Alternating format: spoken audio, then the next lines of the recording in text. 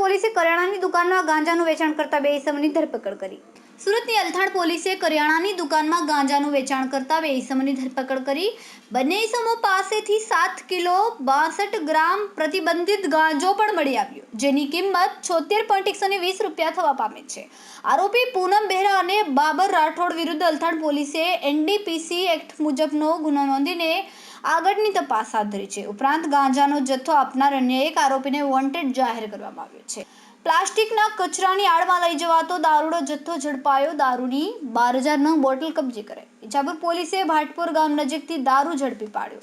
રૂપિયા 12 લાખના દારૂના જથ્થા સહિત 27 લાખનો મુદ્દામાલ કબજે। બે આરોપીઓની ધરપકડ કરાઈ। દારૂ મંગાવનાર અને મોકલનાર સહિત 3 ને વોન્ટેડ જાહેર કર્યા। કેમેરામેન સેનિલ વિરાણી સાથે વિશાલ છેઠા, માનવ પ્રભા ન્યૂઝ, સુરત। અમારા વિડિયોની નવી અપડેટ મેળવવા માટે સબસ્ક્રાઇબ કરો માનવ પ્રભા ન્યૂઝ ચેનલને। બેલ આઇકન ક્લિક કરો લેટેસ્ટ વિડિયો સૌથી પહેલા મેળવવા માટે।